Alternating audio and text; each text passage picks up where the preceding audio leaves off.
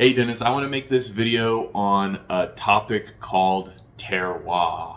It's a French word. It's a concept that I find really interesting, and hopefully you find it interesting too. The idea is that the environment plays a very big role in any natural products that you might want to produce. Terroir is often used in the wine industry to refer to how the soil and the weather and the particular microclimate changes the flavors and chemicals present in a wine.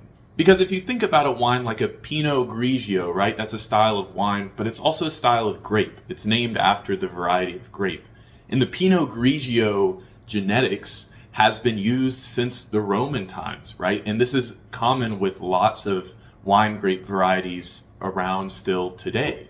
And so the Romans made some wine with these Pinot Grigio grapes, and they're genetically identical to the grapes that we use today. So they just took cuttings of a particular grapevine, propagated the vine that way, and so, we have genetically identical plants to what the Romans used. So this might be really cool, and you can say like, oh, I'm drinking the exact same wine that the Romans drank. But that's not going to be true at all, because the climate of Italy has changed in the last 1,000+ years, right? And so the actual product that you get from growing those grapes, the phenotype of those grapes is going to be slightly different to what the Romans had.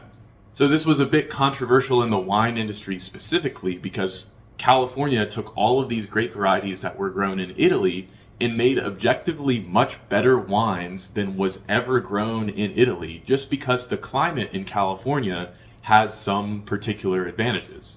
Now, this is all really interesting if you're a wine snob, which I'm not, but it gets really interesting if you're into cannabis at all, or really any other natural product. So cannabis in particular is interesting because you have different flavor profiles around different genetics, right? So in the wine industry, maybe there's a few dozen varieties of grapes. Correct me if I'm wrong in the comments, but there's going to be a defined set of grapes.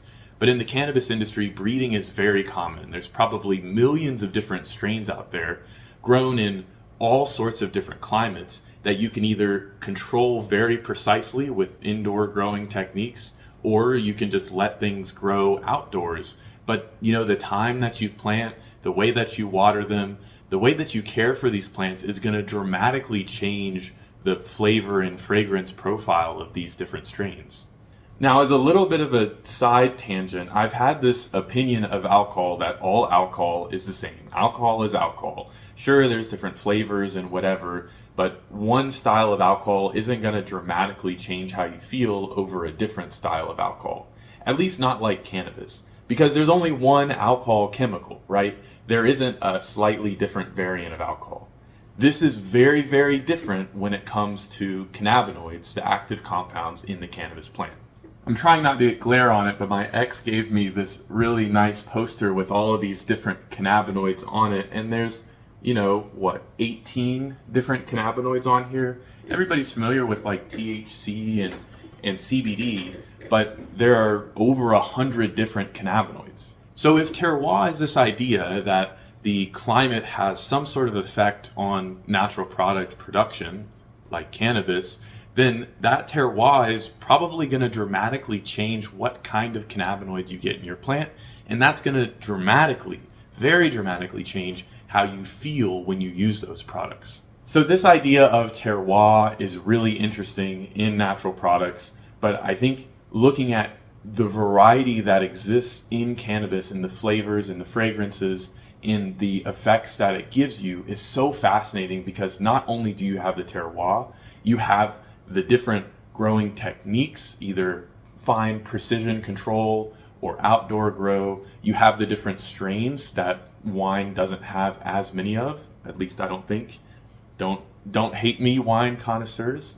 You also have the different post-processing techniques, so the drying time and the curing time and the way they're cured, the environment they're cured in, the humidity, the temperature, right? You have all of these effects. Then you can process it even further from the flower stage. So there's, maybe a dozen different popular extraction techniques like CO2 extraction, butane extraction. There's all of these different extraction techniques. So admittedly, I don't use cannabis very much. I don't want to. I've previously made a lot of videos on psilocybin and DMT and all of these different things, and I really don't use those substances, but I find them incredibly fascinating. And I kind of wish I was a wine snob or a wine connoisseur or a cannabis snob or connoisseur, because that would be cool. There's this entire world, this rainbow of effects and flavors and fragrances all out there, just as much as there's a range of different foods that you can try, right? So I find all of this fascinating and I love understanding it, but to be clear, I'm not really part of that culture. So if you have any corrections, please correct me in the comments below. Also, to be clear, this is just me rambling. Maybe I have a PhD in genetic engineering, but I don't know anything about this, right? And this is just for educational rambling content. This is not telling you to go out and do anything. So YouTube gods, please, I pray to you, do not age restrict me. Do not demonetize, even though this channel isn't monetized. Don't do it to us, please. As for the state of this channel, I think this will be a fun place to just sort of ramble to each other about cool things that we find interesting. I don't know, I have endless cool things that I find interesting, and so I could always make a video like this, just talking through something that I find cool. So I think this will be a good platform for us just to share what we find interesting. And for the people watching at home, my name is Nick. Dennis is the other guy on this channel. We met each other in college, and so we're putting this channel together to stay in touch. I now live in California. He lives back where we're both from in Georgia, and so that's why we're kindred coasts, right? We're across the country from each other.